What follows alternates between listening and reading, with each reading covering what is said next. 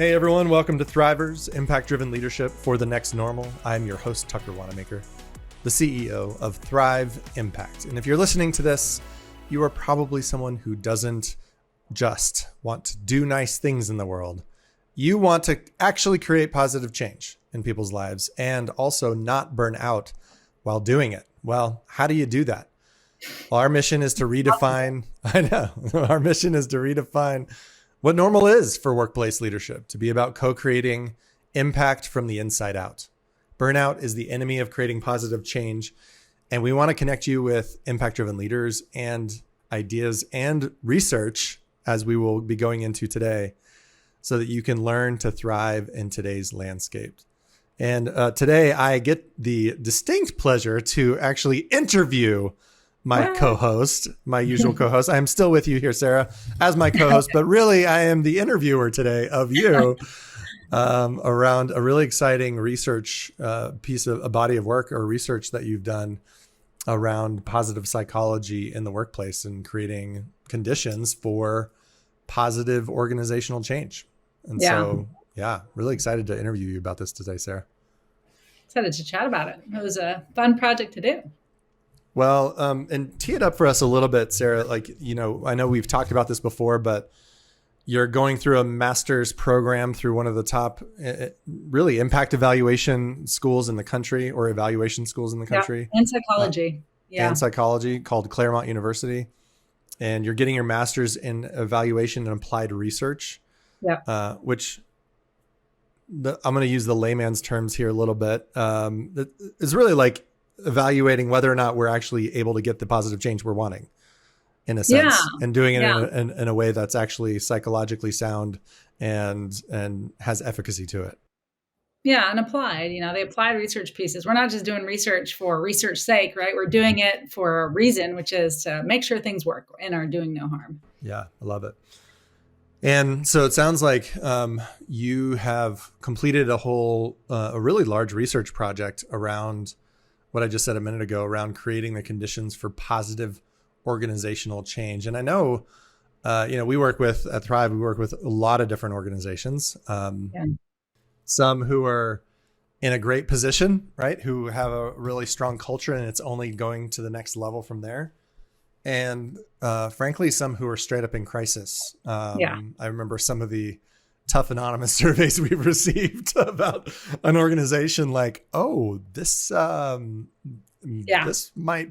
needs like an independent investigator to explore, and like we need to pause some things. And so it sounds like, as we were talking about you coming into this this project, you were really inspired by, in a good way, inspired to figure out how do we help at Thrive, but also how do organizations in general be able to create the conditions they want to make the change they need in the direction of positive, that's supportive of people, that's not burning them out through the change, I'm guessing, things like that. So yes, Tucker, you are right. I am just finishing a positive organizational psychology class as part of my master's in evaluation and applied research, which I'm doing at Claremont Graduate University.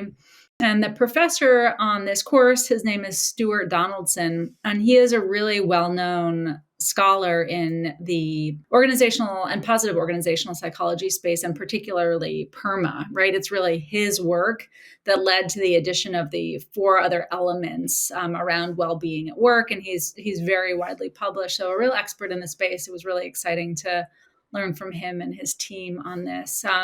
But the goal of the class, we studied a lot of different things, was to come up with, a big research project that we would then do. And the research project, the point was to ask a question, review the scholarly literature on it, and then create a positive psychology intervention and a set of evaluation questions that we or someone might actually implement in support of solving the challenge that the literature was connecting to. And so, as you mentioned, I was like, oh gosh, I'm so excited to do this research project, because we have walked into a number of organizations where we've been contracted to do strategic planning. And I think we've both been like, there's something else that needs to happen before we can get into the strategic planning. Yeah, this needs to slow down a little bit.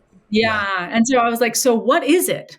What are the as they say in research, the antecedents or boundary conditions.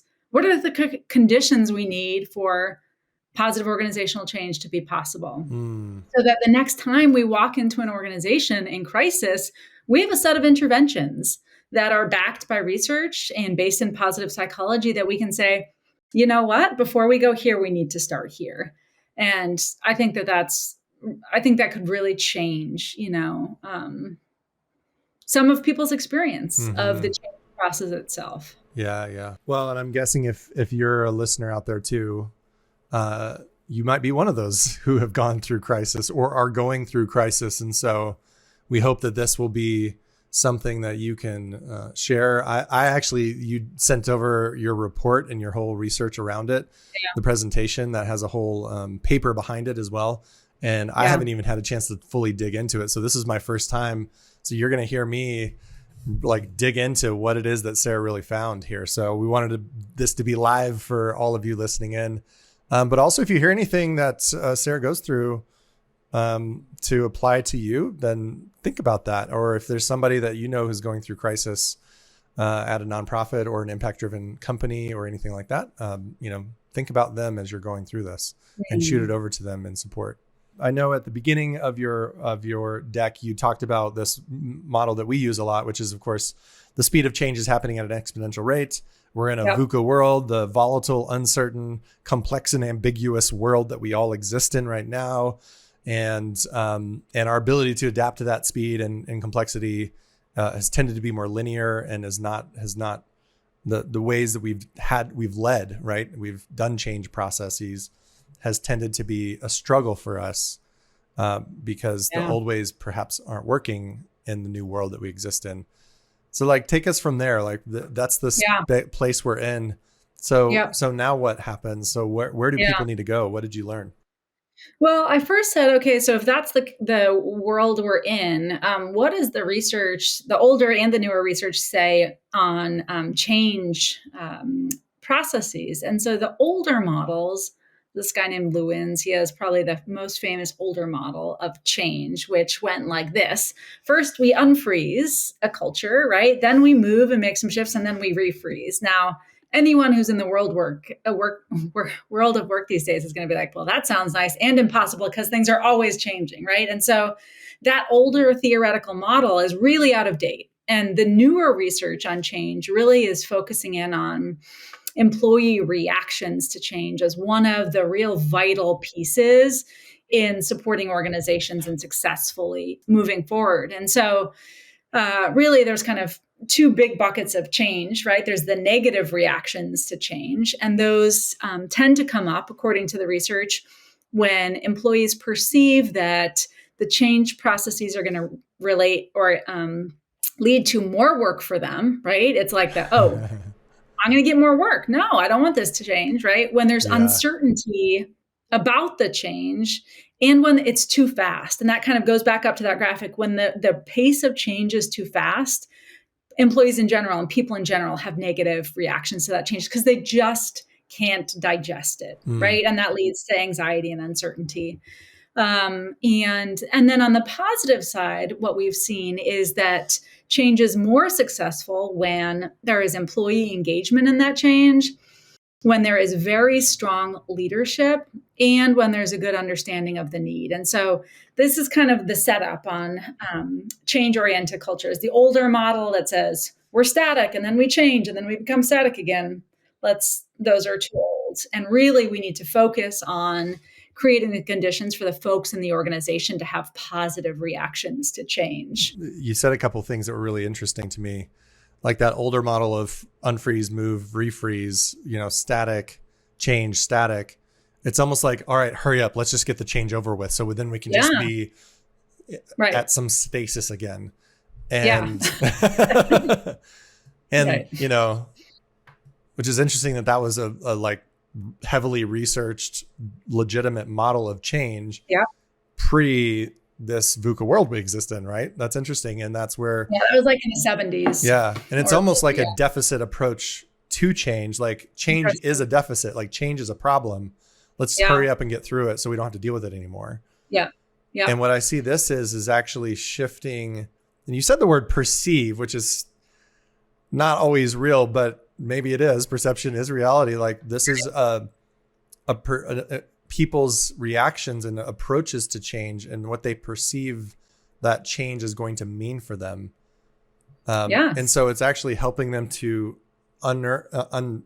understand what is their view of change, whether negative or positive, instead of a deficit-based lens of change from before. It's more of like, let's just understand what change is, what it explicitly means. Like, for example, when you said the more work piece, I thought that was really interesting and how a lot of these perceptions are maybe even sometimes unconscious or that's right. Or because something's not explicit. I know we've talked about this in strategic planning, like helping coach the CEO on helping to explicitly, blatantly say, how can we take some things off your plate so we can do the strategic planning work? And then knowing that the strategic plan is not just added on to the pile, but like them explicitly saying that to help to address and get people into a more positive space of change. Well, 100%. And where you're going, Tucker, is really kind of where the research goes. And I said, so that, that sounds great. It makes a lot of sense to me that some of these conditions are foundational to change, but like underneath there, what are some of the conditions at the organizational level that need to be true even before we can get then into this idea of what successful change looks like? Because I think to your point, we apply a lot of these already. Like our whole model is employee engagement based, right? Why? Because right? People have energy towards what they get to create. Exactly. And it's about communicating, to your point, what you just said, it's not going to be more work. And I think even though we have these approaches, what we found is that if there are some really negative and toxic conditions within the organization, it's not enough for the change process to be to contain those positive elements. There has to be some potential repair that happens before folks are willing to go there.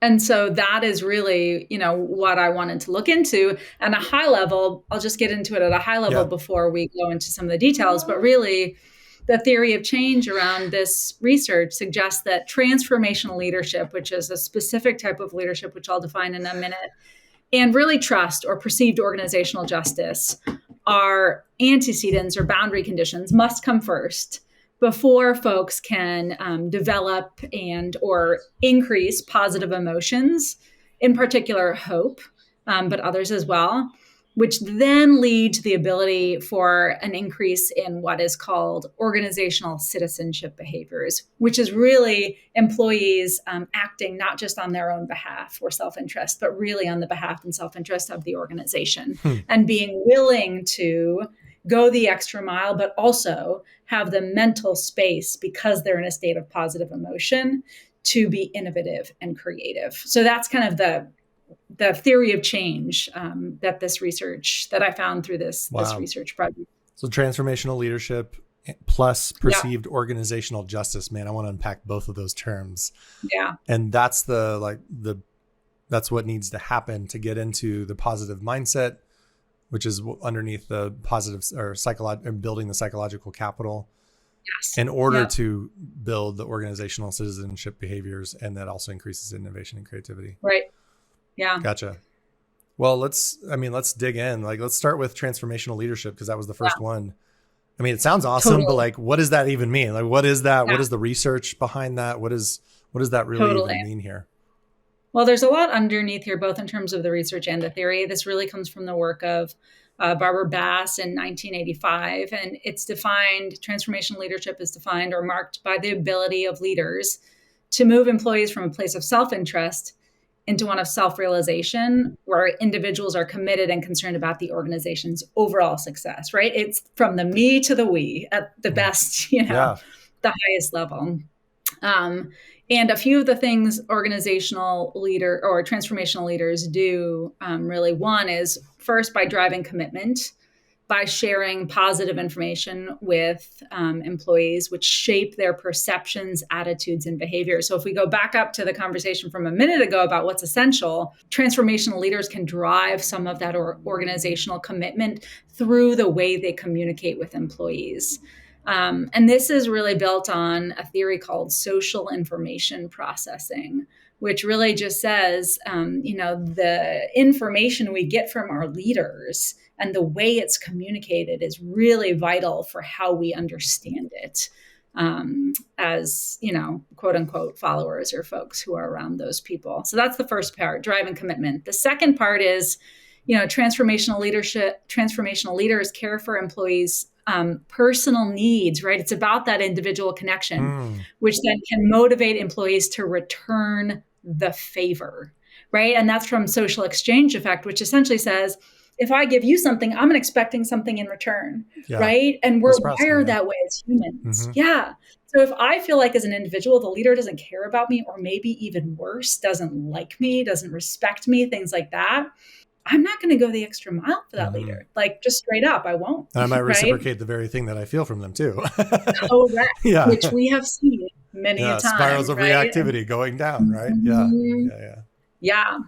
And then finally, and this isn't everything, it's just a few key points, but transformational leaders can enhance support for change by challenging rules and systems and encouraging new ideas. And this relates to Bandura's social learning theory. So especially in times of change, but even outside of that, if leaders are the ones who are saying, here's the rule, follow it, instead of, does the rule make sense? What else might we want to think of, right? When leaders are able to themselves challenge existing norms, they then make it clear to folks around them that that is a okay behavior to engage in, right?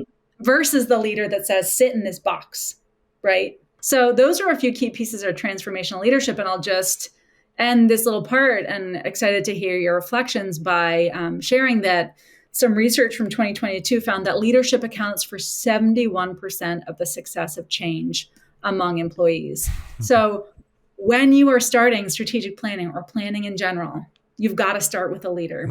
And if there are negative relationships between leaders and folks in the organization, if the leader is communicating information in ways that are negative or derogatory, and if the leader is trying to keep and put people in boxes rather than opening up the aperture for ideas, it's going to make it really hard for that organization and those folks in the organization to be ready to take on change. Man, I want to get in, like the driving commitments one. Like, I want to kind of go through each one of them briefly. You said communication. You said transformational leaders can drive commitment to change by sharing positive information about the change with employees, which shapes essentially their perceptions of the change. Yes. And you said it's both the information that they're sharing and how they are sharing it. Right. Like, tell me more about that. Tell me, like, because I'm really conscious too of by sharing positive information. Like, I know we come deeply from the nonprofit world, and part of the challenge around positive is like, I have to perform all the time. Everything is rosy, right? And I want to get into the nitty gritty here of like, what's really the difference between if we need to go through a positive change, because and we've even adjusted some of our stuff because there's a lot of great efficacy around appreciative inquiry, which is a deep methodology we use.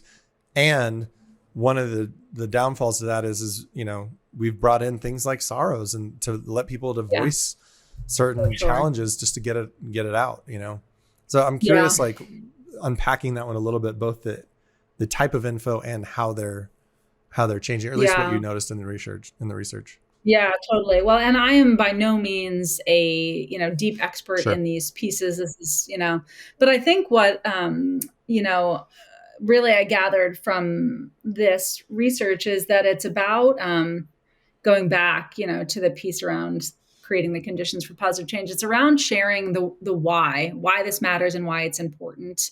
And I think, what change is possible through this change for the employees and for the organization. And so I think it's about, for me, based on the reading that I did, I think that it's more about that, right? It's not about saying this is going to solve necessarily all of our problems, but it's about saying and framing the opportunity that's inherent in change, and setting that up so that folks know that, and then to those other pieces, helping them understand and see their place in it, and making sure that if there are perceptions or attitudes about how that change may lead to negative increases in work or things like that for employees, really being careful and very mindful upfront to be clear about what folks can expect. Yeah. So in some ways, I think it's more about clarity than positivity. Yeah. Do you know what I mean? Yeah. But I think the positivity in some ways is about leaning more into the opportunity side of change than the fear side of change, if that makes sense. Yeah. Yeah. When you said that, I was thinking about being clear about what to expect. I was actually thinking about a podcast we did a couple of weeks ago or whenever it was about objective versus subjective, and we were talking about this like transition we had been going through in it, which is ultimately change, and realizing that we didn't really create an objective understanding, even if we didn't necessarily know what to expect, but we didn't even have a framework in which to transition. And it created some rift for sure. And I think we're still experiencing some of that rift, to be honest with you. Yeah. And so what I'm hearing and saying this is that I'm reflecting on myself here, like if I want to grow into being a more transformational leader, one of the things I can very clearly do is notice what are the changes that are already happening in our, and maybe it's on a quarterly basis. Like it's almost like the fact that change is happening. Like it's not bad or it's not good. It just is happening. 100%. And I need to be aware of what are those changes, what are the shifts, what are the transitions, whatever those are that we're going through, and work to get more explicit and as clear as I can. Like I'm not going to be able to know exactly the roadmap of, in fact, maybe that may even be a detriment, is more just getting clear of that and getting into that why. I liked that. Yeah. Of why does this even matter? And maybe even inviting people to share, like when we do a purpose question, right? Why might this matter for you? Does it matter for you? Why might this? Right. And exactly. And I think the second point also has to be taken into consideration, that leaders caring about employees' personal needs, right? Like in some ways, an employee will not and cannot share some of their perceptions and attitudes towards change if there's not a fundamental high quality connection with a leader there. And so I think that's the other piece, that high quality connections between leaders and folks in their organization have to be present in order for change efforts to be happen. And I think back, Tucker, and you'll go there with me, to those anonymous survey results that we saw, that a lot of them were about perceptions around the leader, right? And so for me, that one is like the top one of like, listen, there's got to be a positive relationship, so that a leader can have a good sense of some of the attitudes or perceptions around change, particularly the negative ones that might be cropping up, regardless of the leader's communication around that change. Because, even if we do a great job of communicating, to your point, the why and engaging people in that, some folks are still going to have that based on their own pre-existing levels of psychological capital, right? Which are hero, hope, self-efficacy, resilience, and optimism.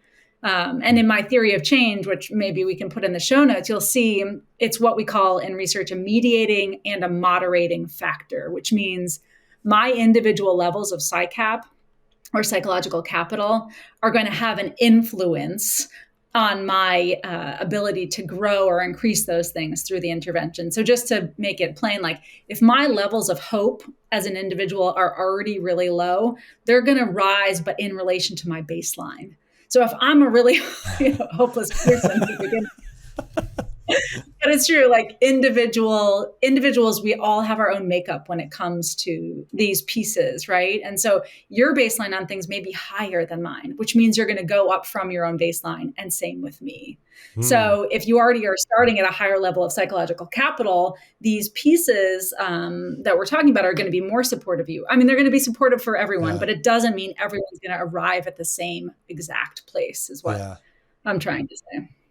Is there a way to establish the baseline for hope, efficacy, there resilience, is a validated measurement tool to measure psychological capital. Yeah. And some really fascinating questions in that scale that we actually want to try out, right? Pretty soon with an organization. Well, that's what we're doing. We're taking this and applying it. It's cool that you've seen some of the things that we already do in this, and there's some adjustments that Sure. we're going to make to really get a sense of, I mean, you kind of hit it, assessing, right? Really understanding what is it that we are collectively dealing with or working with or Yeah, processing through, and to get more pinpointed with our intervention, basically, for sure. in a sense. Yeah. Yeah. Let's move on to the other one, which was perceived organizational justice. Yeah. Which, what a term. I I know. don't think I've ever heard organizational and justice going together, but it totally makes Well, sense. Like, just even when you it said is it, I was like, oh my interesting. gosh, I know what that means, or I have a sense of what that means. But Totally. tell us what that means, what's underneath that, and what you Yeah, found. for sure. And I'm just going to do this at the highest level, but it's really trust and perceived organizational justice. And in some ways, the concepts are very related. But change research really suggests that credibility and trust are really important drivers of change. Really important drivers of change. And so, kind of some of the research on trust and perceived organizational justice. What research has found is that at the individual level, right, trust is really about the level of confidence that one individual has in another to act in kind of a fair, ethical, and predictable manner. Perceived organizational justice at the organization level is really an employee's perception of fairness in the workplace and their behavioral response to these perceptions, right? So if I perceive something as unfair or unjust, my reactions and also on the other side. And what research has found is that perceived organizational justice is a critical boundary condition, right? It's something Mm, that has to kind of happen first in order for psychological capital to be built or increased. And it also moderates the effect of negative leadership on employees, which is to say, mm, if I have a negative or toxic leader in my organization, but there is perceived organizational justice, that one, those two things can be separate, right? Which I think is really interesting to consider. And that two, perceived organizational justice, even in places where there is a toxic leader, that alone can help mitigate or reduce the negative impacts that employees and organizations see from toxic leadership. mm. So, really interesting, I think, some really interesting things there. That's interesting. I was thinking about a scenario that somebody on our team was sharing with me about her, one of her former workplaces, and that there is a toxic leader who has risen up and or has come up, something to that effect. And I was like, Mm, I was thinking about that in relation to this, like maybe they had mm, a strong organizational, perceived organizational justice, but I'm like, yeah. I don't know, is there anything that's shared, like the more a toxic leader is apart, the more that organizational justice goes down. Like, it's like they come, Yeah. you know, Well, that's why they're both together in yeah. my theory of change. Both, I think, good leadership and trust ideally pair together in support of higher levels of employee psychological capital and, in particular, hope. Because I think, to your point, one without the other is tough. However, some of the research does suggest that perceived organizational justice can reduce, and I don't know to what degree, but some of the impact of that toxic leader. So I think this is where, let's say you have really strong policies and practices in place at the organizational level around how people do things, the decisions we make, things like Mm-hmm. that. And I think this makes a lot of sense to me that that is in some way going to block some of the toxic leadership behaviors, which often, in my opinion and my experience, and interested to hear yours, come out as subjectivity. We're doing this because I said so, right? Mm, Or, do you know what I some mean? arbitrary, like, Right, oh, okay, I right, guess I'll just do it because he said so, whatever. right. Hmm. Yeah. So that makes sense to me because I've been in conditions where there's been toxic leaders and there's been Yeah. some kind of rules and systems that exist organizationally that like don't allow that person to have as much as a negative influence as they might have had those things not existed. Yeah. So it is like it's almost like perceived, or organizational justice. It sounds like there's some structural components to that, right? Right. That don't Yep. allow for toxicity to last that long, in a sense. Yeah, or to have as such negative effects, Yeah. Yeah. Well, I know you and I have talked about this. Like, I'm a CEO. I don't have anybody holding me accountable, quote unquote. And I right. was like, well, Yeah.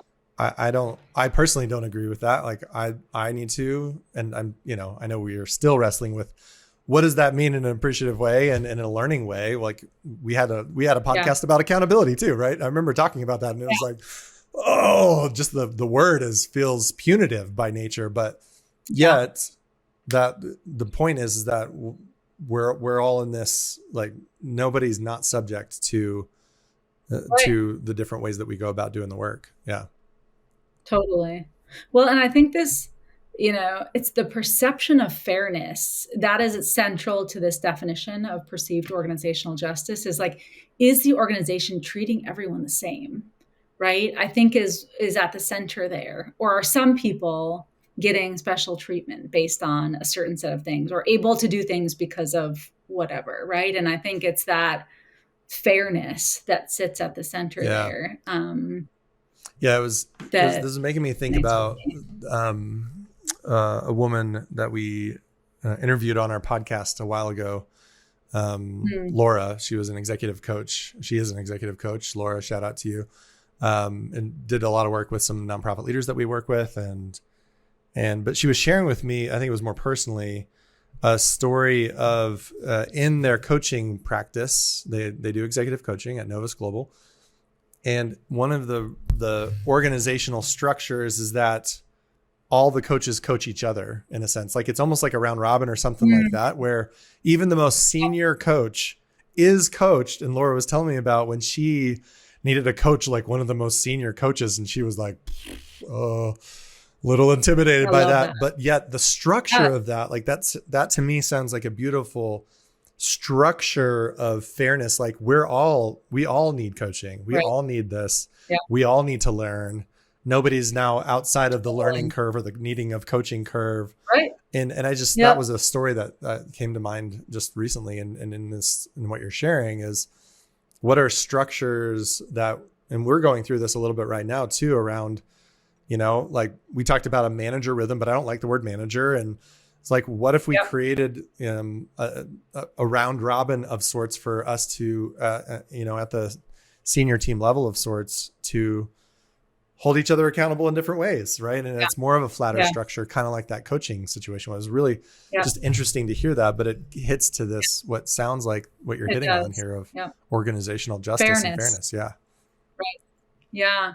Well, and I think, so did some research looking at what that is. And then I really wanted to dig into, so how do you repair trust once it's broken? Because again, in Yeah. some of the organizations that we've worked in, that has been the central question that's come up for me. So like, trust was clearly broken to some very significant Yeah. degrees in some of these organizations, even legally, right? Yeah. Ethically. Yeah. Not just like a interpersonal thing, No, but like, really at a yeah. magnitude. Yeah.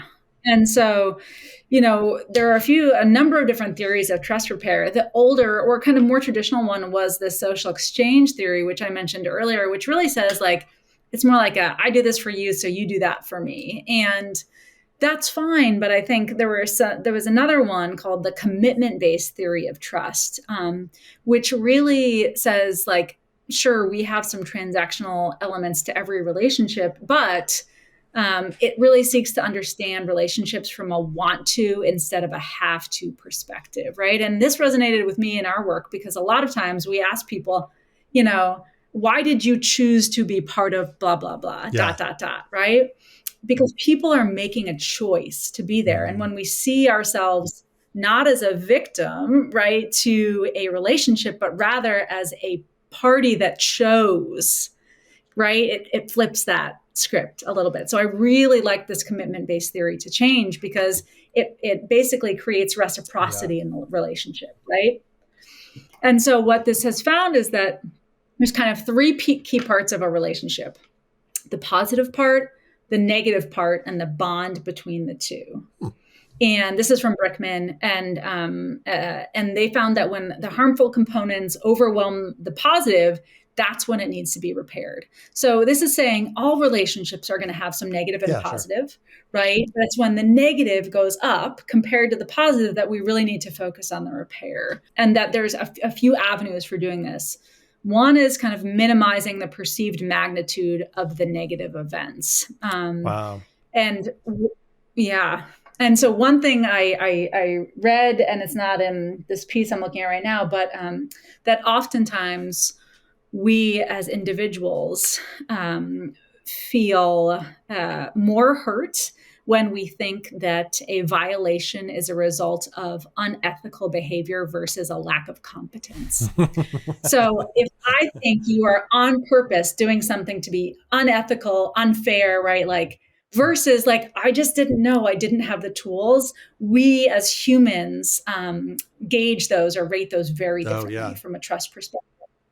And so part of it is about reframing that, like, what actually is your perception of the negative event, but what might also be the person who broke the trusts, their side of the story, if you will. Yep. And so digging into that so that we can rebalance, right, or minimize the perceived magnitude of the negative event by reframing essentially the motivations behind them. How do you keep going because I want to dig into that one, but I want to hear the three avenues. That was the one. That one. The second is removing some of the negative elements from the violated party. And the third is reevaluating positive elements the violator brings relative to the negative, right? So trying to see, okay, so the person did this and it really pissed me off or wore me down. And like, what are the things they're also bringing, right? So we do this a lot in our work, right? We say, can you appreciate about this?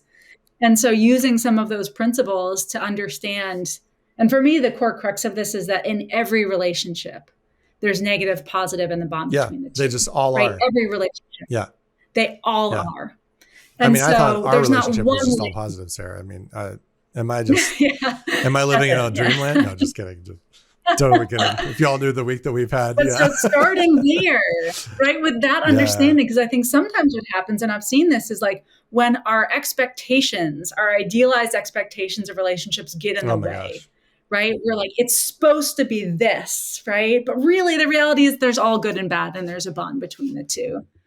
And then, figuring out when the negative gets higher than the positive, how we might repair some of these. And really, again, like our work, when I was looking at these theories, I was like, oh, this theory resonates with me so much because it really, I think we've seen it work. Yeah, these are all so fascinating. Like the minimizing perceived magnitude. I've also been noticing this a little bit too. I'm always curious, and you may not know some of this, but of like different personality styles as well. Like, we use something called the Working Genius, awesome tool from Patrick Lencioni. And sometimes I've noticed like my perceived magnitude, like my working genius is up in the wonder stage, which is typically what is possible. And I've noticed sometimes, and yours is one of your working geniuses in tenacity, which is like literally the opposite. Yeah. And like our perceived magnitude of negative things is very different. Like sometimes I'm like, can we zoom out a little bit whenever this is like super negative? Like, can we look at the whole picture? Because sometimes I have noticed in tenacity, like it's just like a super zoom in, and then that that thing goes like this, and I'm like, there's like this whole picture.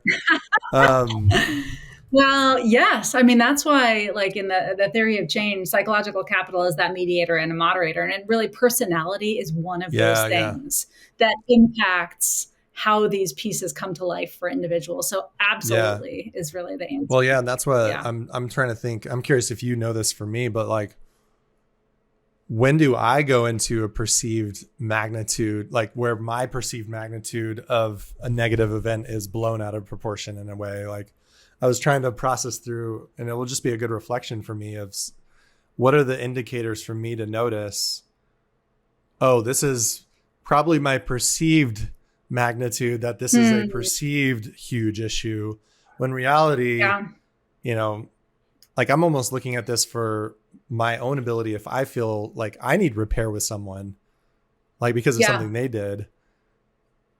Yeah. Like, how do I minimize in a positive way, like minimize my perceived magnitude, like bringing it back to myself? Yeah. And what are the spaces? Well, Yeah. I don't know if, yeah, I mean, it's a really good question. And I think the piece that really resonated with me on this was that understanding motivations. And that if, because I think, again, the research suggests that as humans, we tend to rate unethical or unjust behavior as of greater magnitude than simply in, like, quote unquote, Yeah. incompetent slip. So They again, didn't mean instead to, of like, you know, we'll help them that's right. learn Right. versus this was a blatant, you know, like they went out of their way Yeah. to do this to me. Yeah. Right. Well, and as we think about one of the organizations we walked into that was in significant crisis, that had serious allegations of fraud and favoritism and things like that, what it ended up being was simply that policies and procedures were put in place too quickly, not disseminated accurately. And, and then what created then was a situation where people thought someone was being unjust and unethical on purpose, right? And that then really created a really toxic culture, when really it was that it was done too quickly without Yeah. proper training, right? It wasn't that it wasn't there. It just wasn't done very well. And those are two very different things. And so I think looking back, we could have helped reframe the perception of those behaviors in a way that probably would have supported the organization in moving forward. Now, we didn't get into the weeds of that work with them, but just using that as an example, that one really, I was like, oh yes, I can see this very Wow. clearly in that story. I feel like we should move on. And I also feel like we should do a whole podcast on trust repair. Seriously. Yeah. Like get stories, Totally. get into the nitty gritty of how, like that feels like such a There's crux. a lot more research. Both in it, Totally. both the interpersonal, like, I mean, it's a little bit of our impact from the inside out framework, right? Starting with myself, I was trying to reflect on that interpersonally with our teams and with our individual, like direct reports, managers, CEOs, whatever.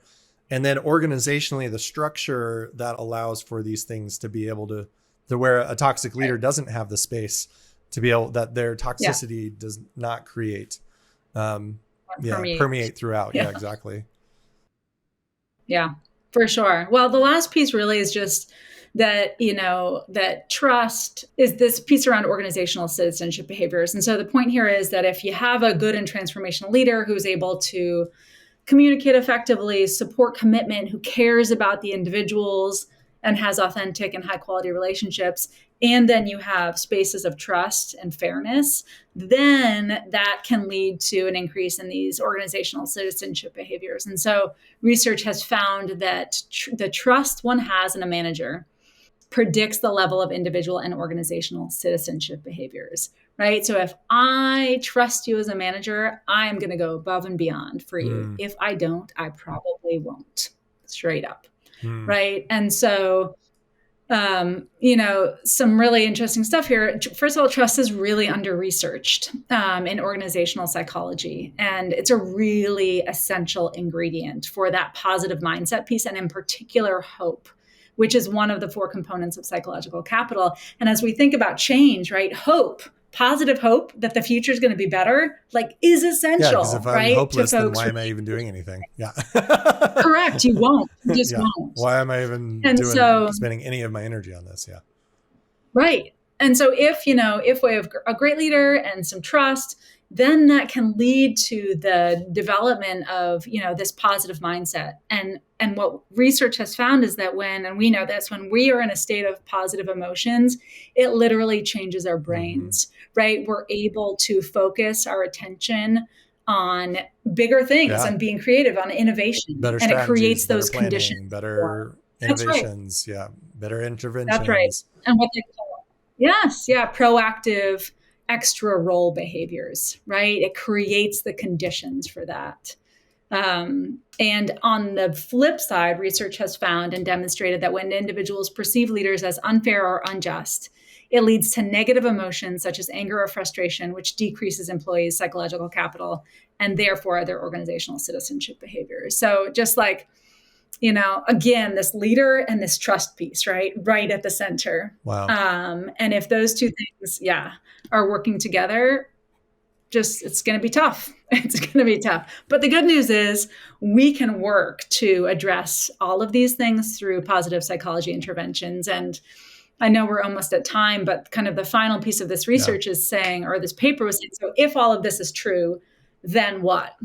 And really, we put together kind of a 3-pronged intervention that we haven't implemented yet, but suggested may be useful. One is transformational leadership coaching, because if a leadership is in a place of toxicity, they really need to get the coaching and support needed to help them improve ethical and trust behaviors and model that excitement for change, which then can lead to the increased organizational citizenship behavior. So that's the first, transformational leadership coaching.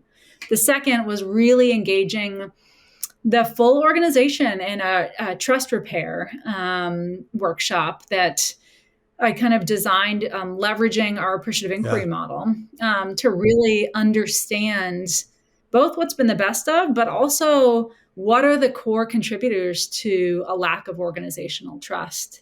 And I'll just say one thing here on the trust piece. Before, it was in some ways easier to repair trust back in the day, when it was easier to figure out just that one person who was the problem.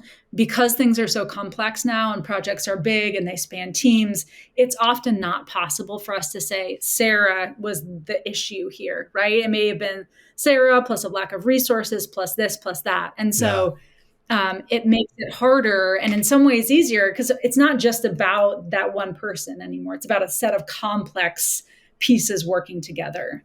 Which and so, really good. creating. That's probably a good thing.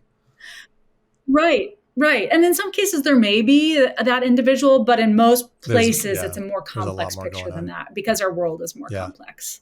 And so giving employees the opportunity to identify those areas where trust has been broken at an organizational level. And then the third part of the intervention is employee empowerment. Which is to say, okay, if these things are broken, let's work together to fix them.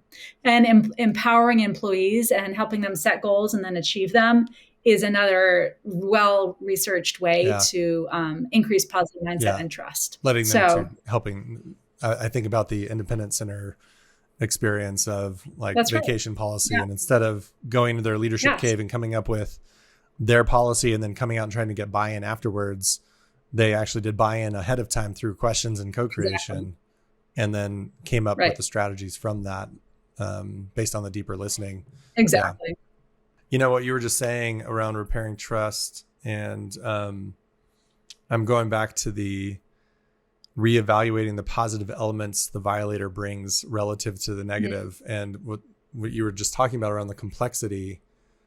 And I felt that this is a very felt experience for me partly as a CEO is not knowing how to communicate the complexity of what I'm dealing with, not knowing how to, how to communicate it. Sometimes I don't even know the level of complexity, but whenever people have noticed a negative, but also explicitly shared either the positive or at least the understanding of the situation at hand. I know I've just from a very human level and from my very, small example, I feel differently. I feel like there's more trust because I feel the trust. Somebody's appreciating and noticing the complexity I'm dealing with. And thus I feel like, we're in a partnership of talking about and working through this, not a parent telling me how bad I was or, something like that. Right. Yeah. Well, it's the restoring of reciprocity. Oftentimes when trust has been violated, it's like one party is higher and one party is lower, and it's bringing both parties back into equilibrium in some senses, Wow. Yeah. So anyway, fascinating stuff. Clearly there's a lot of good stuff for us to test here, because I think our approach it's aligned with so many of the things research has found is fundamental to doing some of these pieces. I had one question. Question before we close. You said transformational leadership coaching. That's like that's not a buzzword. That's like a literal set of type of things for coaching somebody. Is that intervention that you're talking about individual based executive coaching one-on-one, or is that like a group coaching situation, or is it a combo of the two? I think it's mostly one-to-one, but Kim Cameron's Positively Energizing Leadership book, everyone should check it if they haven't. But it's really based on his work, the transformational leadership and the positively energizing leadership work. But yeah, I think it's usually one-to-one, leveraging a really solid assessment. And I have one in here that folks are using a lot these days called the multi-level leadership questionnaire. To get a sense of where leaders are starting at, so that then, folks can understand the opportunities when we work with them in coaching to increase that. And so, Tucker, I think about our work and like some of our assessments, I would include some of these leadership questions in our first assessment. And if ratings are really low on the leader, leadership coaching has to start, which we've already started to do, right? Because this is a felt need before we saw it in the research. Yep. Fascinating. Well, Sarah, what a great piece of work, piece of research and a paper to help. Like, I really appreciate how I'll bet this was a ton of work. Like, you made it so simple. It was so much work. I'll bet this was I was like getting it down to this clarity and the simplicity. I mean, man, that takes a lot of work. So just even getting older models versus newer, helping to shift the change of our perception. What does the research say? What are the theories applied? Now, how do we do it? And what is a intervention? So incredible work here. I feel like we could do quite a few podcasts on this. I really would like to do really dig into the theories of trust repair, because that just feels so fundamental. That can create, trust repair with myself, trust repair with each other, trust repair across the organization structurally. Like, I feel like that's something that we can dive even deeper in and get some perspective on too. So awesome. Well, hey, if you're listening to this podcast and you're like, oh man, I need some trust repair in my organization or in my community, let us know if we can support you and help you. This is the work that we do. And Sarah, thank you for your incredible work on the research side to really get the, the validated studies that are out there that are saying what is actually working in our day and age right now. So feel free to reach out to us, thriveimpact.org/design, and you can set up a time to connect with us. Otherwise, Sarah, I'm going to leave it to you to put what's all going in the show notes, questionnaire, maybe this deck you sent to me. I don't even there's probably so many things. But we'll put a bunch of things. We'll put a bunch of stuff in the show notes for you to be able to check out. So thanks for listening in, and see you on the next episode. Bye, everyone. See y'all.